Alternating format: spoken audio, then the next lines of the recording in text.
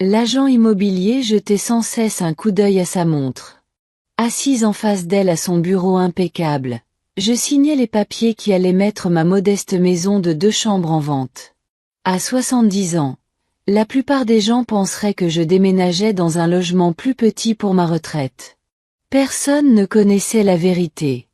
3 mois s'étaient écoulés depuis que tout avait basculé. 3 mois depuis cet appel de mon fils David. J'entendais encore sa voix dans ma tête, m'annonçant que je ne pourrais pas assister à son mariage. Tout a commencé un mardi soir. Le téléphone a sonné pendant que je préparais le dîner.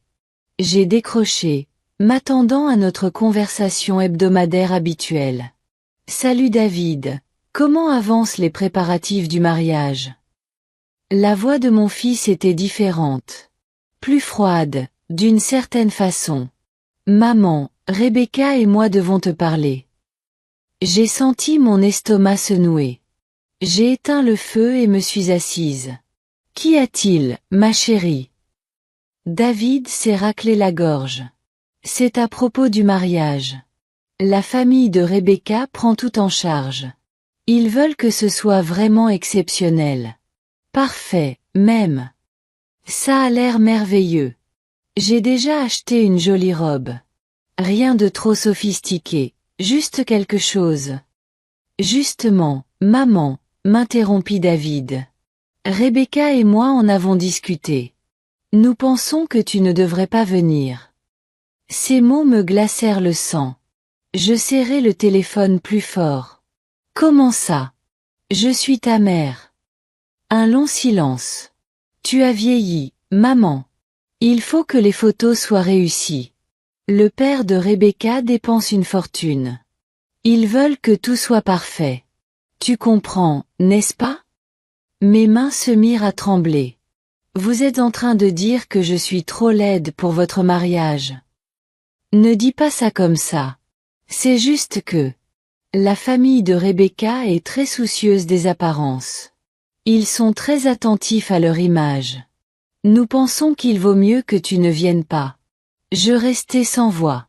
Le fils que j'avais élevé, le garçon pour qui j'avais tout donné, était en train de me dire que j'avais l'air trop vieille pour être témoin de son bonheur. David, je suis ta mère. J'ai changé tes couches. J'ai cumulé 2 emplois pour payer tes études. Je sais, maman. Et je t'en suis reconnaissante.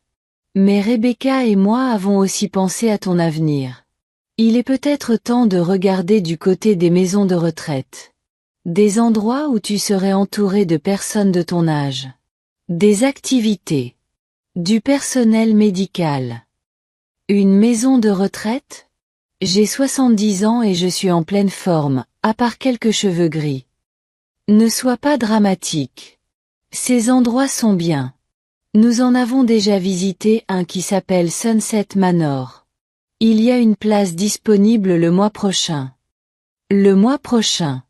Ils avaient déjà choisi un endroit pour m'enfermer. Et si je dis non?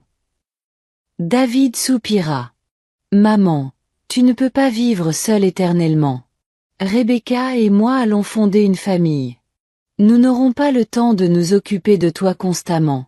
C'est mieux ainsi pour tout le monde. Mieux ainsi pour tout le monde. J'ai raccroché sans dire au revoir. Ce soir-là, j'étais assise dans ma cuisine, le regard fixé sur de vieilles photos accrochées au réfrigérateur. Des photos de David au fil des années. Son premier jour d'école. Sa remise de diplôme. Chaque moment important de sa vie. Sur chaque photo, j'étais à ses côtés, souriant de fierté. Comment ai-je pu devenir si laide qu'on n'y voyait plus d'importance? J'ai ouvert une bouteille de vin que je gardais précieusement. En buvant, quelque chose a changé en moi. La douleur s'est muée en quelque chose de plus dur. Un mélange de colère et de lucidité. Je suis allée dans ma chambre et j'ai ouvert le tiroir du bas de ma commode. Sous de vieux pulls se trouvaient des chemises cartonnées que je n'avais pas touchées depuis des mois. Des relevés bancaires.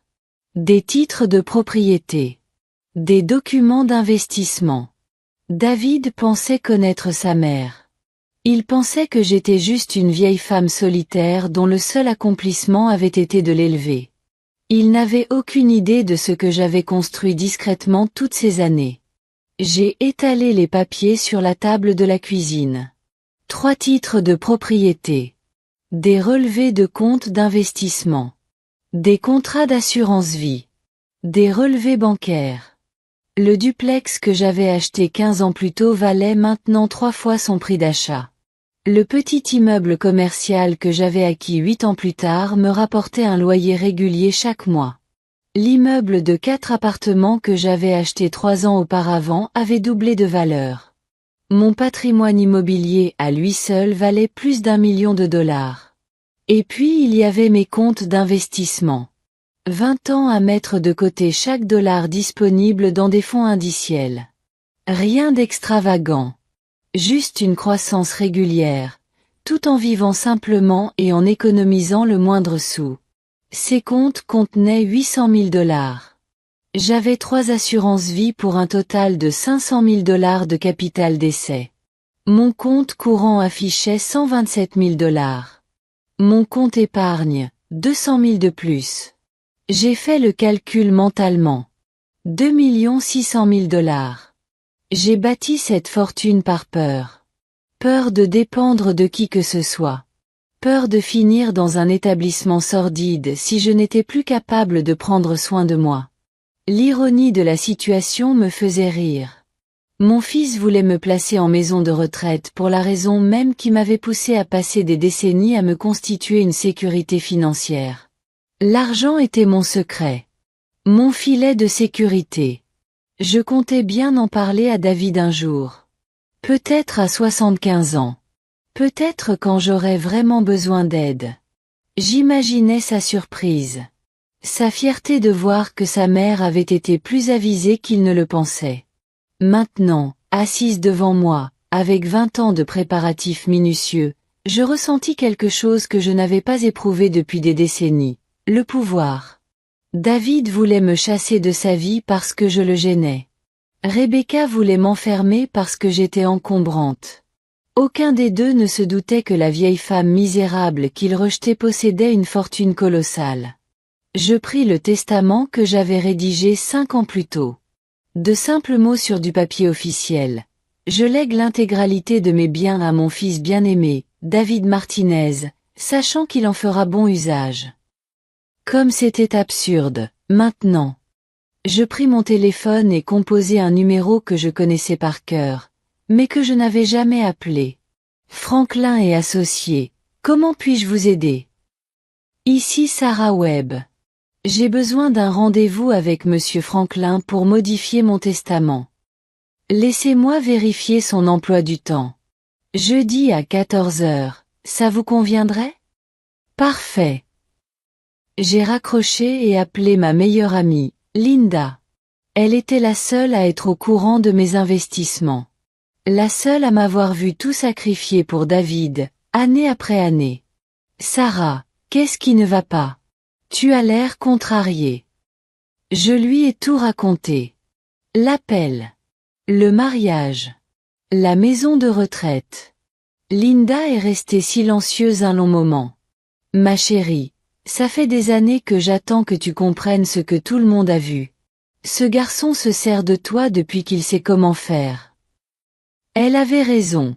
Au fond, je l'ai toujours su. Mais j'avais enfoui cette vérité sous l'espoir qu'un jour il changerait. Qu'est-ce que tu vas faire? A demandé Linda. J'ai relu mon testament.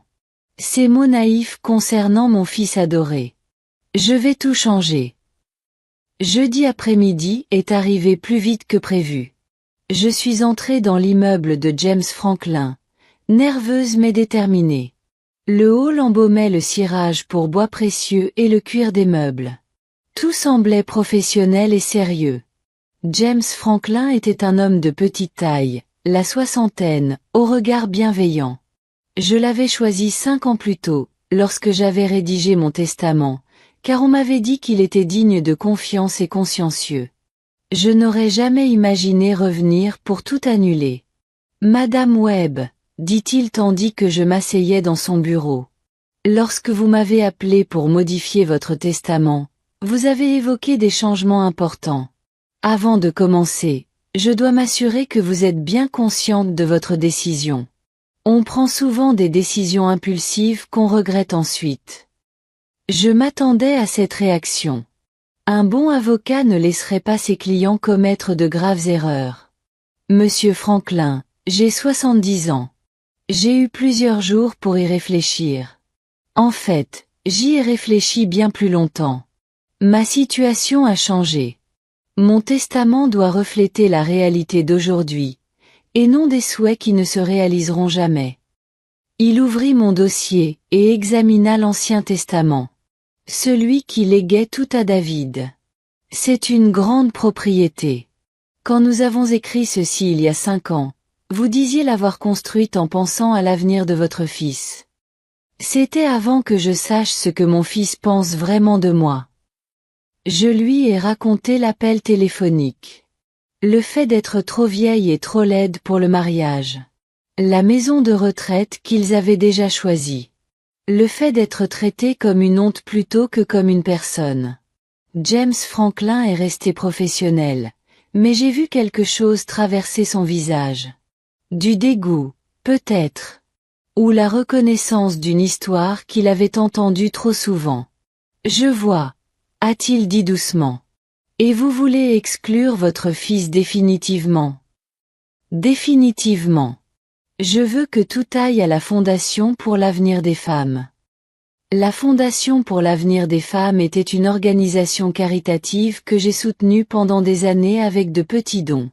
Elle aidait les femmes à échapper à des situations difficiles et à reconstruire leur vie. Des femmes qui avaient besoin d'une seconde chance, comme j'aurais dû me l'offrir il y a des années. C'est un don important. La Fondation sera très surprise. J'espère qu'ils s'en serviront pour aider les femmes qui ont besoin de savoir qu'elles peuvent se construire quelque chose. Même quand tout le monde leur dit qu'elles ne valent rien. James Franklin prenait des notes sur son bloc-notes. En êtes-vous absolument certain? Une fois les nouveaux documents établis, votre testament précédent sera caduc. Si quelque chose vous arrive, votre fils n'héritera de rien. Rien. C'est exactement ce qu'il a gagné. Nous avons passé 2 heures à examiner chaque détail. Je voulais que le testament soit irréprochable. Impossible pour David de le contester. Monsieur Franklin a suggéré des documents supplémentaires. Un enregistrement vidéo où j'expliquerai mes raisons, des lettres à ouvrir après ma mort qui clarifieraient mes intentions. Il y a encore une chose, ai-je dit une fois la réunion terminée. Je veux écrire une lettre à mon fils. Quelque chose à lui remettre avec le testament. Quel genre de lettre? J'y pensais depuis la nuit où David avait appelé. Je veux qu'il comprenne ce qu'il a perdu. Pas seulement l'argent. Je veux qu'il sache qui j'étais vraiment.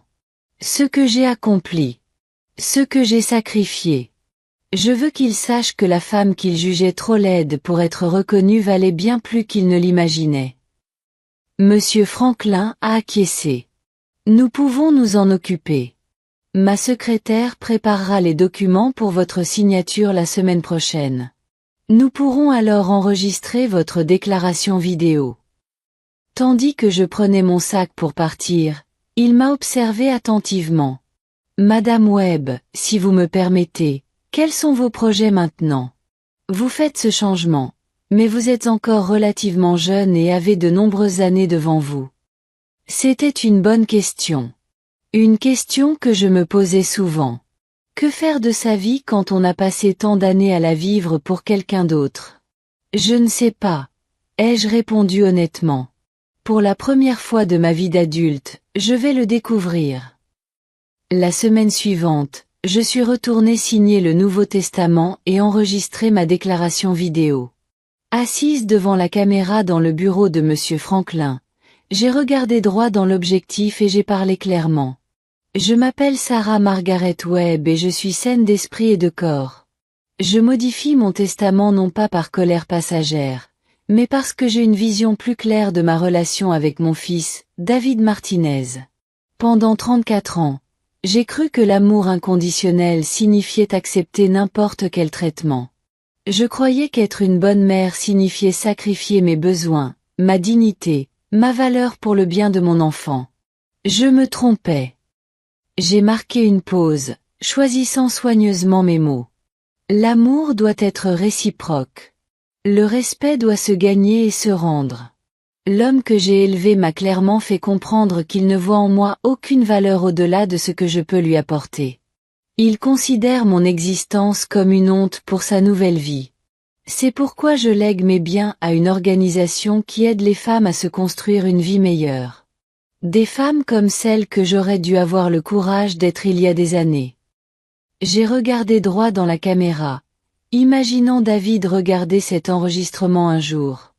David, si tu regardes ceci, sache que tu avais le choix.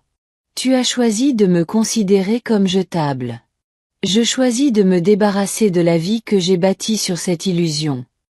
Après l'enregistrement, je me sentais à la fois vide et comblée.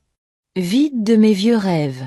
Pleine de possibilités que je ne m'étais jamais autorisée à imaginer. Linda m'attendait au café en bas de la rue. Elle avait proposé de m'accompagner chez l'avocat, mais je préférais gérer la situation seule. J'étais heureuse de revoir son visage familier. « Comment te sens-tu » demanda-t-elle. « Libre » dis-je, surprise de constater que c'était vrai. Effrayée, mais libre. « Tant mieux. Tu devrais avoir peur.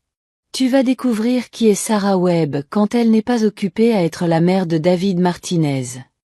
Et si je n'aime pas qui c'est ?» Linda sourit. « Ma chérie, tu la caches depuis 34 ans.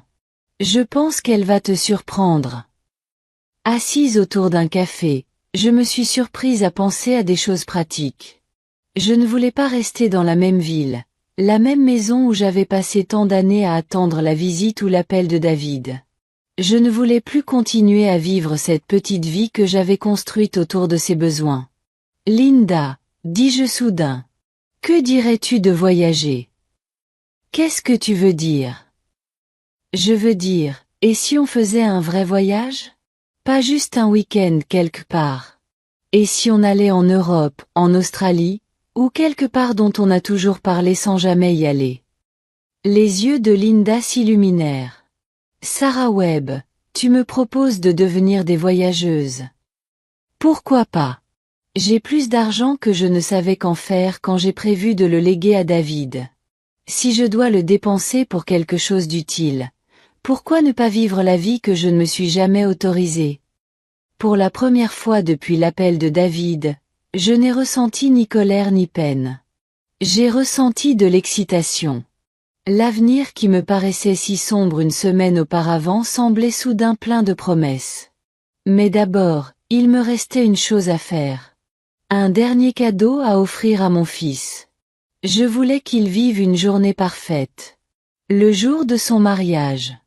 Avant qu'il ne comprenne le prix de sa cruauté. Je voulais être assise dans cette église, où l'image parfaite de sa future épouse ne serait pas perturbée. Le voir afficher son plus beau sourire.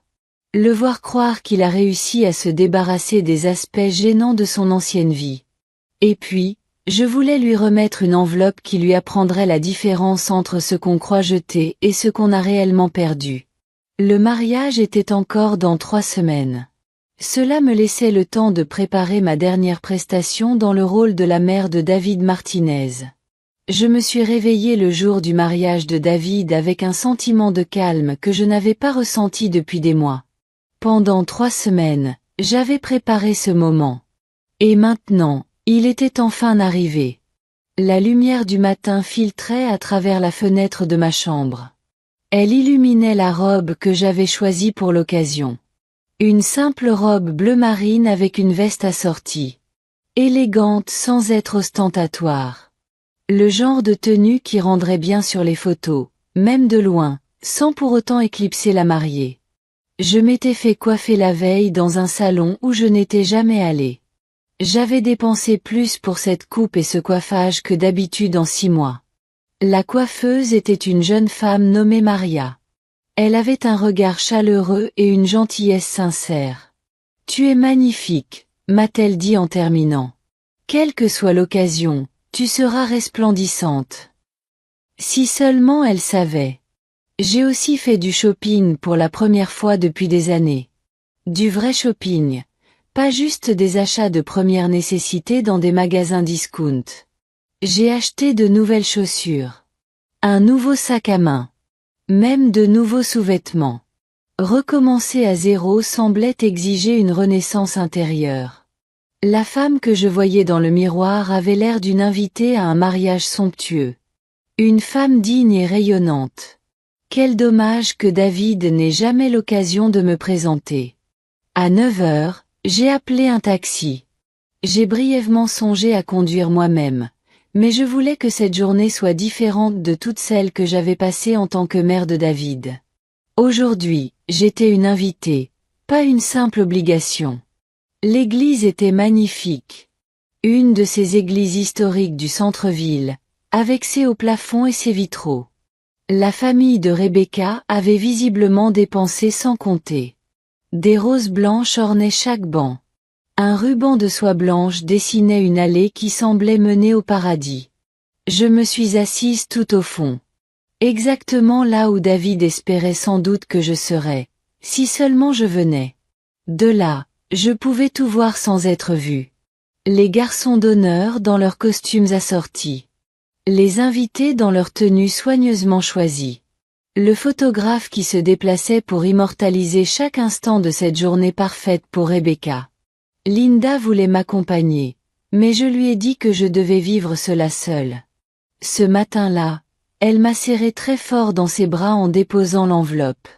Cette enveloppe qui, à présent, reposait dans mon sac à main comme une petite bombe prête à exploser. Tandis que l'église se remplissait d'invités, j'ai reconnu des visages familiers du passé de David. Son ancien colocataire, devenu avocat. Son premier patron, qui m'envoyait toujours des cartes de Noël. Des voisins de la maison où il avait grandi. C'étaient des gens qui m'avaient connu à l'époque où j'étais encore présente dans la vie de David. Avant que Rebecca ne l'aide à comprendre que son passé était quelque chose à gérer plutôt qu'à célébrer. Quelques-uns m'ont aperçu et m'ont fait signe. Un air perplexe a traversé leur visage. Ils se demandaient sans doute pourquoi j'étais assise seule au fond, et non au premier rang, là où devait se trouver la mère du marié. J'ai souri et leur ai fait signe en retour. Sans laisser paraître la moindre inquiétude. La famille de Rebecca occupait les 3 premiers rangs du côté de la mariée. Tante, oncle, cousins, grands-parents. Tous vêtus comme s'ils sortaient d'un magazine de mariage. Son père était un homme distingué d'une 60aine d'années, aux cheveux argentés. Il consultait sans cesse sa montre avec l'énergie nerveuse de quelqu'un qui avait tout misé sur la perfection. Du côté de David, le premier rang était vide, à l'exception des parents de son témoin. Le rang de la mère du marié restait désert. Comme une dent manquante dans un sourire par ailleurs parfait. À 11 heures précises, la musique commença.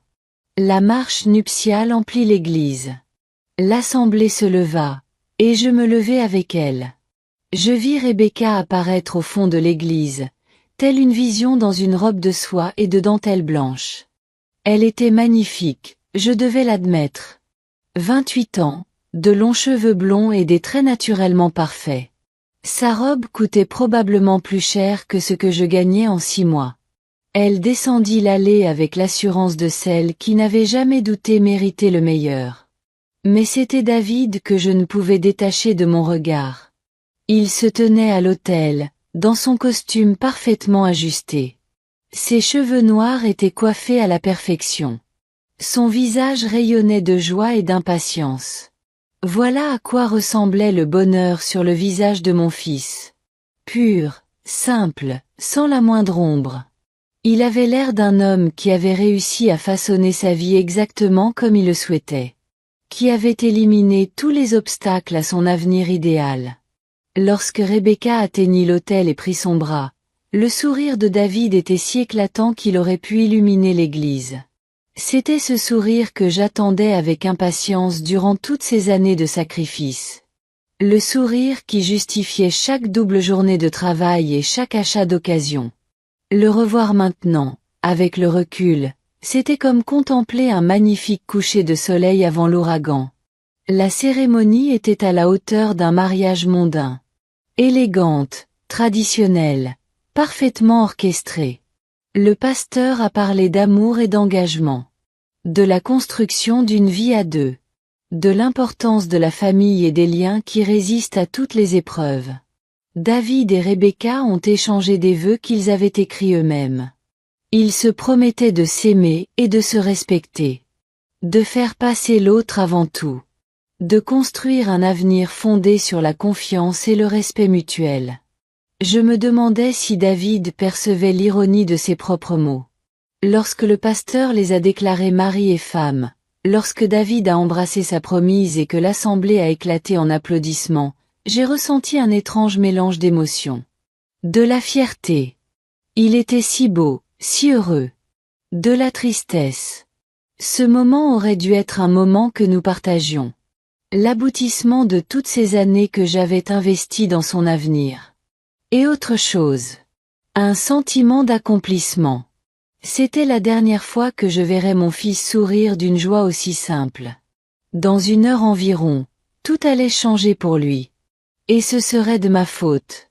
Une partie de moi, celle qui avait passé 34 ans à le protéger de toutes les déceptions, avait envie de déchirer l'enveloppe dans mon sac. De le laisser garder ses illusions. Mais la part la plus forte en lui, celle qui avait enfin compris la différence entre l'amour et l'autodestruction, savait que c'était nécessaire. Pour lui, et surtout pour moi. La cérémonie s'acheva et David et Rebecca remontèrent l'allée en tant que mari et femme. En passant devant ma rangée, le regard de David parcourut l'assemblée. Il reçut les félicitations de leurs invités. Un bref instant, son regard se posa sur moi. Je vis la surprise se peindre sur son visage. La surprise que je sois venu. La confusion quant à ma présence au fond de la salle.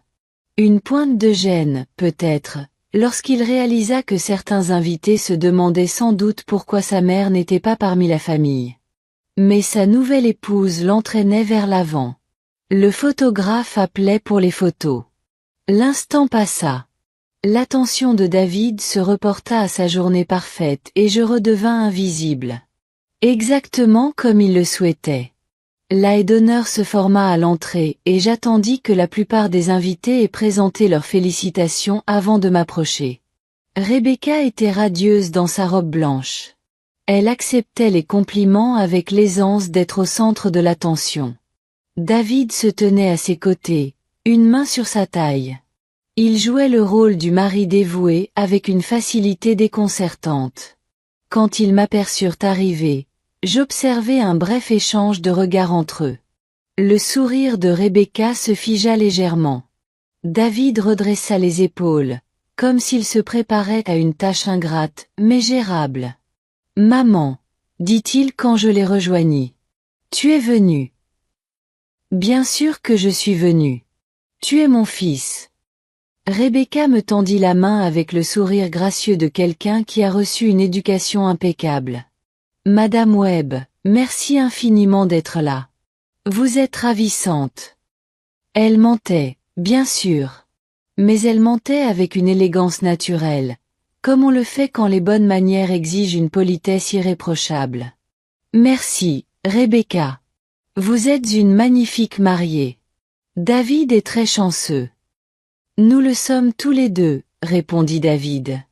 Je perçus le message sous-jacent. Chanceux de savoir l'un l'autre. Chanceux de prendre un nouveau départ. Quelle chance d'être enfin débarrassé des complications du passé. J'ai fouillé dans mon sac et en ai sorti un petit cadeau emballé. Un cadre photo argenté que j'avais acheté spécialement pour ce moment. Juste un petit quelque chose pour ta nouvelle maison. Merci, dit Rebecca en acceptant le cadeau avec un sourire radieux. C'est vraiment gentil de ta part. Ce qu'ils n'ont pas vu, c'est que j'ai subtilisé l'enveloppe de mon sac. Ce qu'ils n'ont pas remarqué, c'est que je l'ai glissé dans la poche de la veste de David en me penchant pour le féliciter d'une accolade. Je suis si fière de toi, lui ai-je murmuré à l'oreille. Et je le pensais vraiment.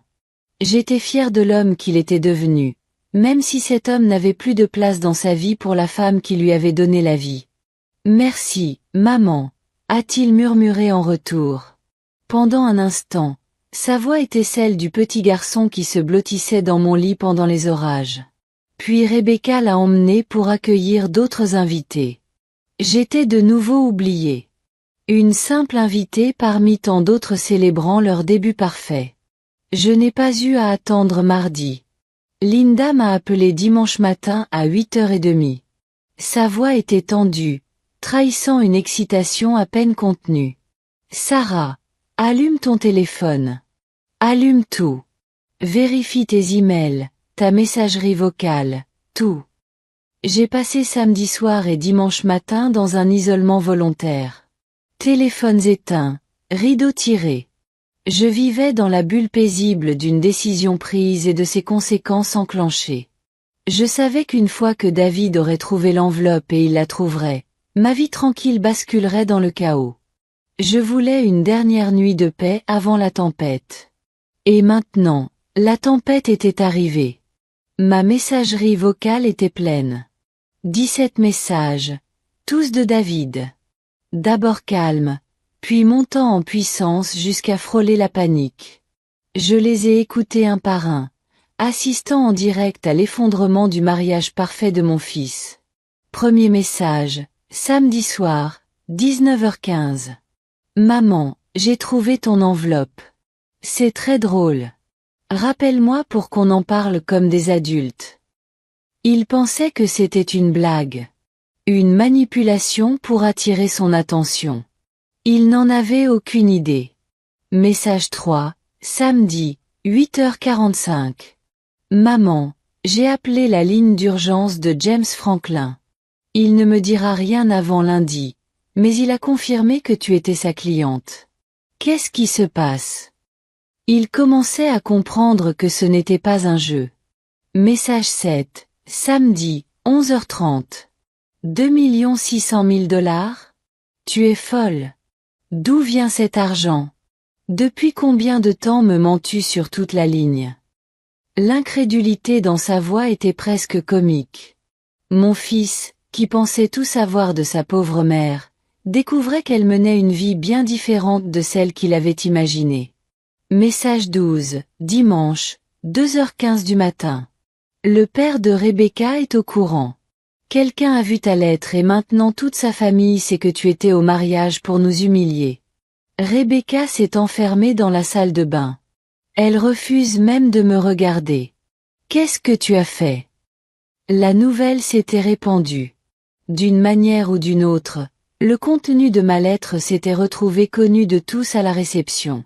Je me demandais si David avait été négligent ou si quelqu'un l'avait vu la lire et avait exigé des explications. Quoi qu'il en soit, mon dernier cadeau pour lui avait été encore plus médiatisé que prévu. Message 17, dimanche, 19h45. J'arrive. On va arranger ça. Quel que soit le problème, quoi que j'ai fait, on peut trouver une solution. Tu ne peux pas me gâcher la vie juste parce que tu es en colère à cause du mariage. C'est de la folie, maman. Tu deviens folle. Je n'étais pas folle. Pour la première fois depuis des décennies, j'étais saine d'esprit. Linda est arrivée avant David. Elle apporta du café et des viennoiseries, et la fidélité indéfectible d'une amitié qui avait résisté à l'épreuve du temps. Elle me trouva assise tranquillement à ma table de cuisine, encore en robe de chambre, l'air étonnamment sereine pour quelqu'un qui venait de détruire la vie de son fils. Raconte-moi tout, dit-elle en s'installant sur la chaise en face de moi. Je lui racontai l'histoire de la lettre. Comment je l'avais écrite pour lui expliquer non seulement ce qu'il perdait, mais aussi qui il perdait. Comment j'avais détaillé chaque sacrifice, chaque achat immobilier, chaque décision d'investissement prise en pensant à son avenir. Comment je lui avais expliqué que cette vieille femme misérable dont il avait honte de se réclamer avait bâti une fortune qui aurait assuré l'avenir de ses petits-enfants. Et maintenant, tout cet argent va servir à aider d'autres femmes, dit Linda avec satisfaction. Jusqu'au dernier centime. Et Rebecca. J'ai failli rire. D'après les messages de David, le père de Rebecca reconsidère leur mariage. Apparemment, épouser un homme dont la mère l'a publiquement humilié lors de ses propres noces n'est pas la réussite sociale qu'ils espéraient. Surtout quand on sait que cette mère est plus riche qu'eux. La sonnette retentit à 9h15. Par le Judas, je vis David arpenter le perron. Il portait encore son pantalon et sa chemise de la veille. Son nœud papillon pendait négligemment autour de son cou. Ses cheveux étaient en bataille. Ses yeux étaient rouges. Il avait l'air d'un homme qui avait passé sa nuit de noces en enfer. Tant mieux. J'ouvris la porte et m'écartai pour le laisser entrer. Il me bouscula dans le salon, se retournant brusquement avec l'énergie débordante de quelqu'un sous l'effet de l'adrénaline et du désespoir. « Maman, qu'as-tu fait ? » ?»« Bonjour David. Comment s'est passée ta nuit de noces ? » Il me fixa comme si je parlais une langue étrangère. « Ma nuit de noces. J'ai passé ma nuit de noces à expliquer à la famille de ma femme pourquoi ma mère nous avait piégés avec une histoire invraisemblable de millions cachés et de vengeance. Rebecca ne veut même plus me parler. Son père parle d'annulation du mariage. Ma vie est fichue. Je suis désolée d'apprendre ça. Tu es désolée. Sa voix s'est brisée. Tu es désolée ? Tu as tout manigancé. Tu as orchestré toute cette histoire. Je suis retournée à ma chaise. La même chaise où j'étais assis, à l'écouter me dire que j'étais trop laide pour être heureuse. Je me suis installée calmement. Tu veux un café ? Un café ? Tu es complètement fou ? Je veux savoir d'où viennent ces 2,6 millions de dollars et pourquoi tu les donnes à des inconnus au lieu de les donner à ton propre fils. Linda, qui observait la scène depuis l'embrasure de la porte de la cuisine, s'est avancée. Peut-être parce que ton fils lui a dit qu'elle était trop laide pour venir à son mariage. David s'est tourné brusquement vers elle. C'est entre ma mère et moi. Non, dit Linda doucement. C'est entre une femme et l'enfant qu'il a rejeté dès qu'elle est devenue encombrante. Tu ne comprends pas. Je comprends parfaitement. J'ai vu Sarah se sacrifier pour toi pendant 34 ans. Je l'ai vu faire des doubles journées pour payer tes études. Je l'ai vu te donner l'argent pour la compte de ta maison tout en continuant à conduire cette vieille voiture. Je l'ai vu refuser toutes les invitations, toutes les occasions d'être heureuse, parce qu'elle était toujours là au cas où tu aurais besoin de quelque chose. David nous regarda tour à tour. Je voyais bien qu'il comprenait que ce n'était pas qu'une question de mariage. C'était le reflet d'un schéma qu'il n'avait jamais pris la peine d'analyser. « Maman, dit-il d'une voix plus douce, suppliante. Je sais que j'ai mal géré le mariage. J'essayais de préserver la paix avec la famille de Rebecca. Je n'ai jamais voulu te blesser. Mais tu m'as blessé, David. Et surtout, tu m'as montré comment tu me vois. Non pas comme une personne digne de respect et d'amour, mais comme un problème à gérer. Ce n'est pas vrai. Vraiment ? Quand m'as-tu appelé pour la dernière fois simplement pour prendre de mes nouvelles ? Quand es-tu intéressé à ma vie, à mes passions, à mes rêves ? Quand m'as-tu traité comme une personne dont les sentiments comptaient ? Il ouvrit la bouche pour répondre, puis la referma. Nous connaissions tous les deux la réponse. La maison de retraite, David. Toi et Rebecca aviez déjà envisagé de me placer en maison de retraite parce que je vous encombrais. Parce qu'une femme âgée avec ma propre vie et mes propres opinions ne correspondait pas à votre idéal. Nous pensions que ce serait mieux pour toi. Vous pensiez que ce serait mieux pour vous. Je me suis levée, soudain lasse de cette conversation. Lasse d'expliquer les rudiments de la politesse à l'homme que j'avais élevé pour qu'il soit meilleur que ça. Vous pensiez qu'il serait plus simple de me mettre à l'écart pour ne plus avoir à penser à moi.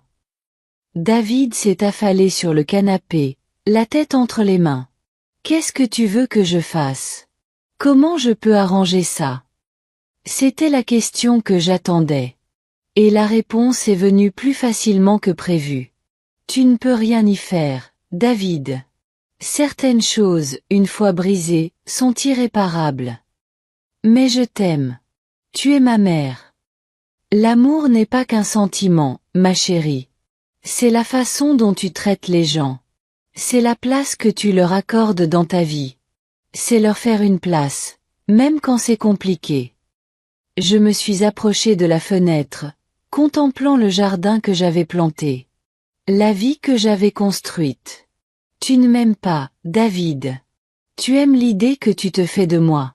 La mère dévouée qui existe pour répondre à tes besoins et ne demande rien en retour.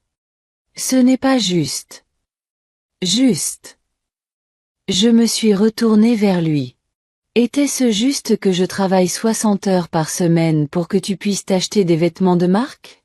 Était-ce juste que je n'ai jamais eu de relation, que je ne me sois jamais remariée parce que je ne voulais pas te compliquer la vie? Était-ce juste que je t'ai offert toutes les opportunités alors que je ne construisais rien pour moi? Linda s'éclaircit la gorge.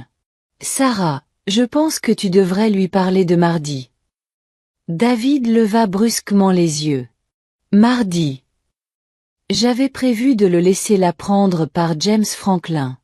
Mais en voyant mon fils maintenant, décoiffé, désespéré, commençant enfin à comprendre ce qu'il avait perdu, j'ai réalisé que je voulais lui annoncer la nouvelle moi-même. Mardi, je rencontre un agent immobilier pour vendre cette maison. Mercredi, je ferme mes comptes bancaires et je transfère tout sur mes nouveaux comptes à l'étranger. Jeudi, je m'envole pour l'Europe avec Linda pour un séjour indéterminé. David pâlit. Tu pars. Je prends un nouveau départ. À 70 ans, je vais enfin découvrir ce que c'est que de vivre pour moi-même au lieu de vivre pour quelqu'un qui ne se rend pas compte de mes sacrifices. Mais, et si tu tombes malade? Et si tu as besoin d'aide? J'embaucherai quelqu'un. Je peux me le permettre maintenant que je n'ai plus à entretenir un enfant ingrat. David se leva brusquement et se remit à arpenter la pièce. C'est de la folie. Tu ne peux pas disparaître comme ça. Tu ne peux pas abandonner ta famille. L'ironie était si palpable que j'en avais le souffle coupé. David, tu m'as déjà abandonné. Tu t'attendais juste à ce que je reste tranquillement assise dans le coin que tu m'avais attribué jusqu'à ce que tu aies besoin de quelque chose. Mais l'argent. Cet argent est destiné aux femmes qui en ont vraiment besoin. Aux femmes qui essaient de reconstruire leur vie après que des hommes comme toi les aient jugées jetables. Des hommes comme moi. Sa voix s'éleva de nouveau. Je ne suis pas un monstre. J'ai fait une erreur. Non, David. Tu as fait 1000 petites erreurs chaque jour pendant des années. Le mariage. C'était juste le jour où tu as enfin dit tout ce que tes actes me disaient depuis le début. Il observa ma petite maison comme s'il la voyait pour la première fois. Vraiment. Le mobilier modeste. Tout était soigneusement entretenu. Une vie simple pour que la sienne puisse être grandiose. Je n'étais au courant de rien pour l'argent. Pourquoi ne me l'as-tu jamais dit? Parce que je le mettais de côté pour ma vieillesse. Pour le jour où je ne pourrais plus m'occuper de moi. Je voulais être sûre de ne jamais être un fardeau pour toi. Je souris tristement. Il s'avère que j'étais déjà un fardeau. Pas financièrement, cependant. David resta silencieux un long moment. Lorsqu'il prit enfin la parole, sa voix n'était plus qu'un murmure. On ne peut pas recommencer. On ne peut pas réessayer? Un instant, en le regardant assis là, dans ses vêtements de mariage froissés, j'ai revu le petit garçon qui venait se blottir sur mes genoux pour écouter des histoires avant de dormir. L'adolescent qui m'apportait des pissenlits et les appelait des fleurs. Le jeune homme qui disait à tout le monde que sa mère était son héroïne. J'ai 70 ans, David. Je n'ai pas le temps d'attendre que tu deviennes l'homme que j'ai essayé de faire de toi. Le ton définitif de ma voix a dû le toucher, car il s'est mis à pleurer. Des sanglots profonds qui le secouaient de tout son corps. Je suis désolée, maman. Je suis tellement désolée. S'il te plaît, ne fais pas ça. S'il te plaît, ne me quitte pas. Mais c'était trop tard pour les excuses. Les excuses, c'est ce qu'on dit avant de détruire une vie, pas après. Linda est apparue à mes côtés. Sarah, on devrait y aller. L'agent immobilier arrive à 11 heures. J'ai acquiescé, soulagé de pouvoir m'éclipser. Je ne pouvais pas regarder David pleurer sans ressentir ce vieil instinct de le consoler. Pour apaiser sa douleur, même s'il était à l'origine de la mienne. Alors que nous nous dirigions vers la porte, David m'appela une dernière fois. Maman, s'il te plaît. Je ferai n'importe quoi. Je réparerai tout. Je restai un instant, la main sur la poignée. David, j'ai passé 34 ans à essayer de faire de toi quelqu'un qui n'aurait pas besoin de réparer tout ça. C'était mon choix. Maintenant, j'en fais un autre. Nous le laissâmes assis dans mon salon, au milieu de cette vie modeste que j'avais construite tout en créant secrètement quelque chose de magnifique. Quand je suis rentré ce soir-là, il était parti. Il laissa 17 autres messages les jours suivants. Puis 10. Puis 5. Puis 1, juste avant mon vol pour l'Europe. Maman, je sais que tu ne me pardonneras probablement jamais. Je sais que je ne mérite pas ton pardon. Mais je veux que tu saches que je comprends enfin ce que j'ai perdu. Pas seulement l'argent. Toi. Je t'ai perdu. Et je vais passer le reste de ma vie à regretter cet appel. Je l'écoutais assise dans le salon première classe de l'aéroport. Linda était à côté de moi, nos cartes d'embarquement pour la Suisse à la main. C'étaient de bonnes excuses. Sincères. Précises. Sans excuses. Mais elles arrivaient aussi avec une vingtaine d'années de retard. J'ai supprimé le message et éteint mon téléphone. Sarah Webb allait disparaître à jamais. Et avec elle, les dernières traces de la femme qui aimait David plus que tout. Le diagnostic de cancer est tombé 2 semaines après la modification de mon testament. Un cancer du sein de stade 2, détecté précocement lors d'un examen de routine que j'avais programmé juste après ma rencontre avec James Franklin. Le pronostic était excellent grâce au traitement. Mais cela me fournissait l'explication parfaite pour ma disparition. Pour autant que tous ceux de mon ancienne vie le sachent, Sarah Webb est décédée paisiblement dans un établissement médical privé en Suisse. Son corps a été incinéré conformément à ses dernières volontés. David a tenté de récupérer le corps. Bien sûr. James Franklin lui a expliqué avec douceur qu'il n'y avait pas de corps. Que sa mère avait opté pour une crémation privée et avait donné des instructions précises. Pas de cérémonie, pas de rassemblement, pas de cérémonie. Une fin simple pour une vie trop centrée sur les autres et pas assez sur moi-même. La vérité était plus complexe et plus belle que la mort. Après avoir vendu ma maison et réglé mes affaires, j'ai liquidé tout ce que je ne pouvais emporter. J'ai discrètement transféré l'argent sur des comptes suisses que Linda et moi avions ouverts lors d'un voyage de repérage le mois précédant ma mort supposée. Grâce à mon nouveau passeport, obtenu légalement après avoir changé de nom pour Sarah Linda Morrison, reprenant le nom de jeune fille de Linda, je me suis forgé une nouvelle identité, sans aucun lien avec la mère de David Martinez. Le plus dur fut la chimiothérapie.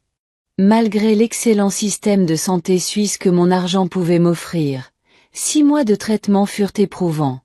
Mais Linda était à mes côtés à chaque séance. À chaque effet secondaire.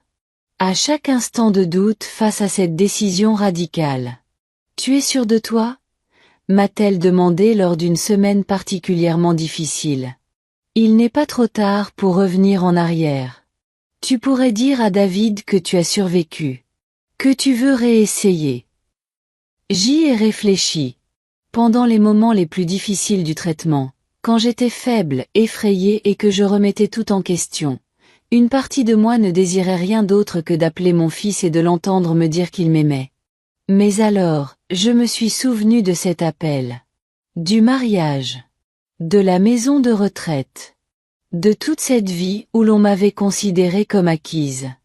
J'en suis sûre. Lui ai-je dit. Sarah Webb devait mourir pour que je puisse enfin vivre. Et j'ai vécu pleinement. Une fois mon traitement terminé et ma santé rétablie, Linda et moi sommes devenues ces femmes dont nous avions toujours rêvé, sans jamais avoir eu le courage de l'être vraiment. Nous avons loué un magnifique appartement à Genève, avec vue sur le lac et les montagnes. Nous avons voyagé en Italie, en France, en Allemagne, en Autriche. Tous ces endroits dont nous avions rêvé pendant ces longues années de travail, d'économie et de dévouement aux autres. J'ai appris à peindre. Linda a appris le français. Nous avons toutes deux découvert qu'à 70 ans, on n'était pas trop vieux pour se découvrir plus courageux qu'on ne l'aurait jamais cru. L'argent que j'ai donné à la Fondation pour l'avenir des femmes a fait la une des journaux dans ma ville natale. Une habitante lègue sa fortune à une œuvre caritative, pouvait-on lire dans un article que Linda a trouvé en ligne. La directrice de la Fondation a donné des interviews au sujet de cette manne inattendue. Elle a expliqué comment il comptait l'utiliser pour aider des centaines de femmes à se former et à trouver un emploi. David était également mentionné dans ces articles. Décrit comme le survivant sous le choc, ignorant tout de la fortune de sa mère. Un article le citait, disant que sa mère était une femme discrète qui ne parlait jamais d'argent. Qu'il était fier qu'elle ait choisi d'aider d'autres femmes, même si sa décision avait été une surprise totale. Au moins, il avait appris à mentir avec élégance sur notre relation. C'était quelque chose. Linda m'a montré les articles pendant ma convalescence.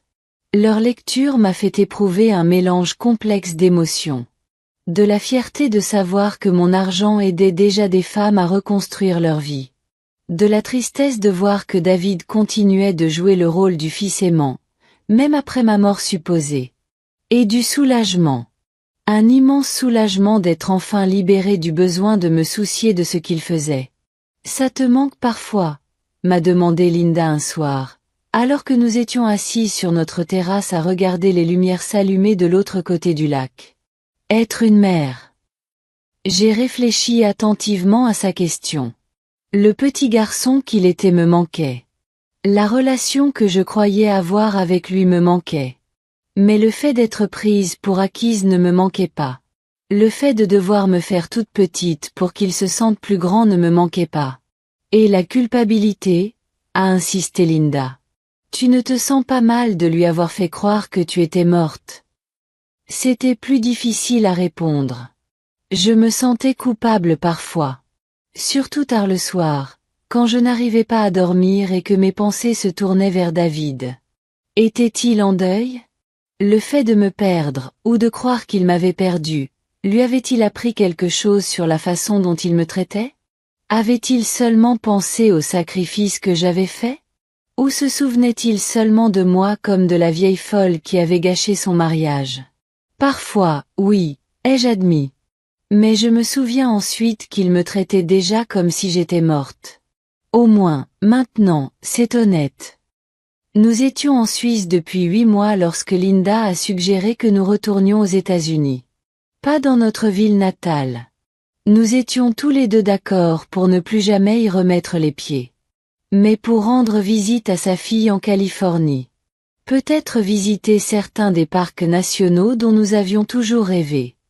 Et si quelqu'un te reconnaissait? A-t-elle demandé.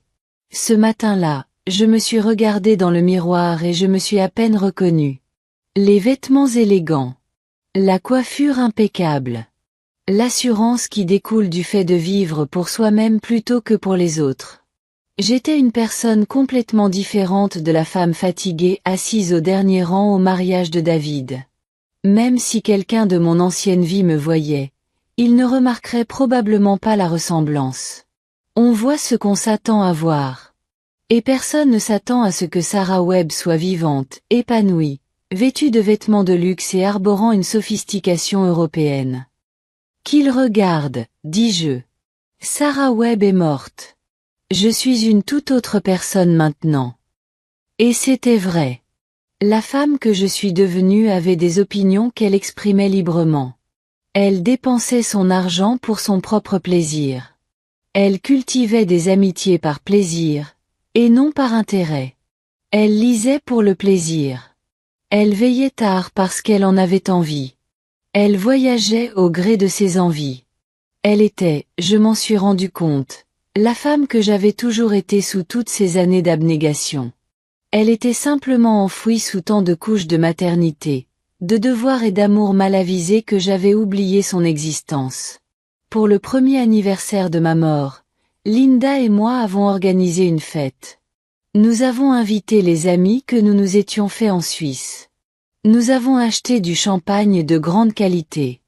Nous avons célébré la mort de femmes qui ont vécu pour les autres et la naissance de celles qui ont enfin appris à vivre pour elles-mêmes. À Sarah Webb, lança Linda en levant son verre. Qui est morte pour que Sarah Morrison puisse vivre? À Sarah Webb, approuvai-je. Qui a tant aimé qu'elle s'est oubliée? Nous avons porté un toast à cette femme qui s'est épuisée au travail pour un fils ingrat. Qui a économisé le moindre sou pour son avenir. Qui s'est effacée pour qu'il puisse briller. Nous l'avons pleuré brièvement, mais sincèrement. Puis nous avons porté un toast à la femme qui a su renaître de ses cendres. Riche, indépendante, libre de découvrir qui elle était, affranchie des besoins d'autrui. Nous l'avons célébrée avec la joie de ceux qui ont attendu 70 ans pour se rencontrer enfin. Cette nuit-là, j'ai rêvé de David pour la première fois depuis des mois. Dans mon rêve, il avait de nouveau 7 ans. Il pleurait parce qu'il s'était écorché le genou en tombant de vélo. J'ai nettoyé sa plaie. Je lui ai mis un pansement. Je l'ai embrassé pour le consoler. Je l'ai regardé courir vers ses amis, complètement guéri et pleinement confiant que je serais toujours là pour le rattraper.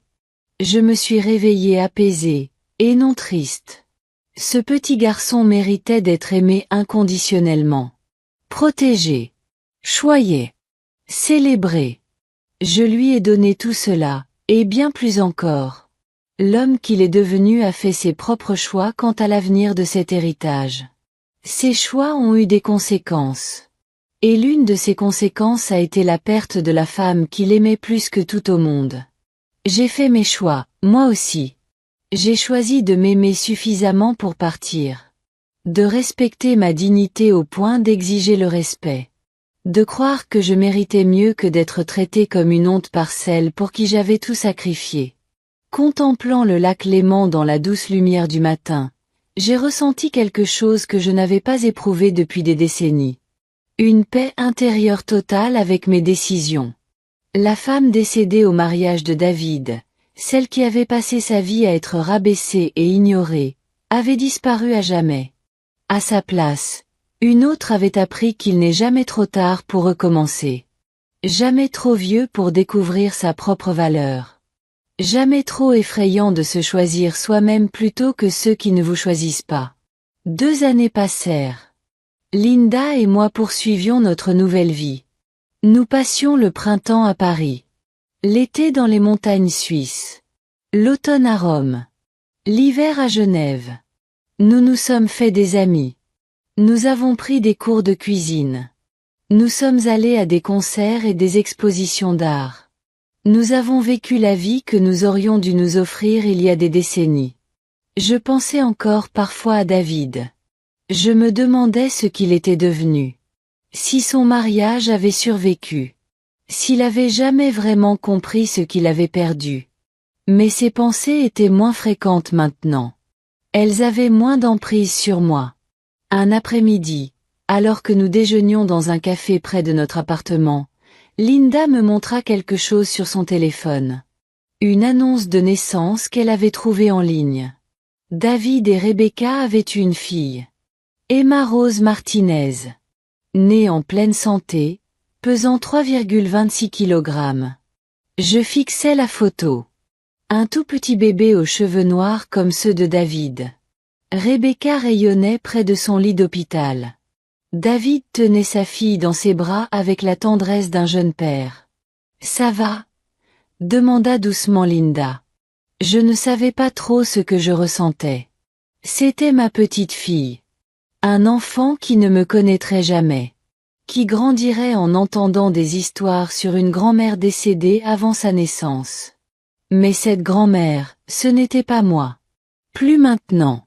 Cette grand-mère, C'était Sarah Webb. Une femme qui avait tout donné sans rien recevoir en retour. Une femme qui avait enfin trouvé le courage de se sauver. Ça va, dis-je sincèrement. Elle est magnifique. J'espère qu'il fera mieux avec elle qu'il ne l'a fait avec moi. Et s'il ne le fait pas? Demanda Linda. Et s'il la traite de la même façon? J'y pensais. À cette petite fille qui grandirait avec un père qui privilégierait les apparences aux personnes. Qui considérait l'amour comme un don sans contrepartie. Alors peut-être qu'un jour elle trouvera le courage de se sauver elle aussi. Comme moi. Nous avons terminé notre déjeuner et sommes rentrés à pied en longeant le lac. Le soleil se couchait, teintant le ciel de nuances orangées et roses. Des touristes prenaient des photos. Des couples se promenaient main dans la main. La vie reprenait son cours, dans toute sa complexité, aussi belle que chaotique. J'ai repensé à la femme que j'étais. Celle qui enchaînait les doubles journées et portait des vêtements de seconde main. Celle qui économisait le moindre sou pour un fils qui ne l'appréciait jamais. Celle qui croyait qu'aimer, c'était accepter n'importe quel traitement. Cette femme m'a appris une leçon importante. Elle m'a appris ce qu'il ne faut pas faire. Comment ne pas vivre? Elle m'a montré que le sacrifice sans réciprocité n'est pas de l'amour. C'est de l'autodestruction. Je lui étais reconnaissante. D'avoir travaillé si dur. D'avoir bâti une situation financière si solide. D'avoir enfin atteint son point de rupture et trouvé la force de partir. Mais j'étais aussi reconnaissante d'être quelqu'un d'autre maintenant. Quelqu'un qui comprenait que s'aimer soi-même n'est pas de l'égoïsme. Exiger le respect n'est pas cruel. Choisir son propre bonheur plutôt que le confort d'autrui est non seulement acceptable, mais nécessaire. David pensait que sa mère était morte. Et d'une certaine manière, il avait raison. La mère qu'il avait tenue pour acquise, épuisée et jetée, avait disparu. Mais la femme qu'elle avait toujours été au fond d'elle, forte, intelligente, capable de construire quelque chose de beau, était enfin, glorieusement, pleinement vivante. Et elle ne repartirait jamais. Je me suis arrêtée et me suis retournée pour regarder le chemin derrière nous. La vie que j'avais laissée derrière moi. Les chaînes que j'avais brisées. La personne que j'étais. Linda s'est arrêtée à côté de moi. À quoi penses-tu? Je pense au chemin parcouru. À quel point la vie est différente maintenant. Elle a passé son bras autour du mien. Des regrets. J'ai pensé à David. Au petit-fils ou à la petite-fille que je ne connaîtrai jamais. Aux réunions de famille auxquelles je n'assisterai jamais. À la relation qui aurait pu être s'il m'avait seulement valorisé comme je le méritais. Non, ai-je dit fermement. Aucun regret. Seulement de la gratitude d'avoir enfin choisi de penser à moi. Nous sommes rentrés à pied tandis que le soleil se couchait sur le lac. Deux femmes qui avaient passé la majeure partie de leur vie à vivre pour les autres. Qui avaient enfin compris que la personne la plus importante à prendre en charge, c'était soi-même. L'appartement était chaleureux à notre arrivée. Rempli de livres, d'œuvres d'art et de souvenirs de nos aventures communes. Rempli de rire, d'amitié et de la douce quiétude d'une vie bien remplie. J'ai préparé du thé pendant que Linda s'occupait du dîner. Nous nous sommes déplacés dans la cuisine avec l'aisance de deux personnes qui se connaissent bien. Qui avaient traversé des épreuves ensemble et en étaient ressorties plus fortes. Qu'est-ce qu'on fait le mois prochain? A demandé Linda alors que nous nous installions pour manger. Je pensais peut-être à l'Espagne. Ou on pourrait retourner en Italie si tu veux. J'ai souri. Le monde s'offrait à nous. Plein de possibilités que nous ne nous étions jamais autorisées. Où que nous allions, dis-je, ce sera notre choix. Non pas parce que quelqu'un d'autre a besoin de nous. Non pas par obligation. Juste parce que nous le voulons. À la liberté, lança Linda en levant son verre. À la liberté, répétai-je. Nous avons trinqué. Deux femmes mortes et renaissantes. Qui ont appris qu'il n'est jamais trop tard pour commencer à vivre. Jamais trop vieux pour découvrir qui l'on est vraiment. David avait sa vie parfaite. Sa femme magnifique. Sa nouvelle fille. Son existence soigneusement orchestrée. Et moi, j'avais la mienne. Fondée sur l'honnêteté plutôt que sur l'illusion. Sur le respect de soi plutôt que sur le sacrifice. Sur l'idée révolutionnaire que je méritais d'être valorisée, appréciée et aimée. La femme qu'il jugeait trop laide pour son mariage vivait une vie plus belle qu'il ne l'aurait jamais imaginée. Et il ne le saurait jamais. C'était la meilleure des vengeances. Ne pas le blesser en retour. Ne pas le faire souffrir. Mais simplement vivre pleinement. Si cette histoire vous a touché, prenez un instant pour réfléchir à vos propres relations. Donnez-vous plus que vous ne recevez? Êtes-vous apprécié pour ce que vous êtes? Parfois, le plus courageux est de choisir de s'aimer soi-même. Si l'histoire de Sarah vous a inspiré, n'hésitez pas à aimer cette vidéo et à la partager avec une personne qui pourrait en avoir besoin. Abonnez-vous à notre chaîne pour découvrir d'autres histoires de courage, de seconde chance et de découverte de soi à tout âge.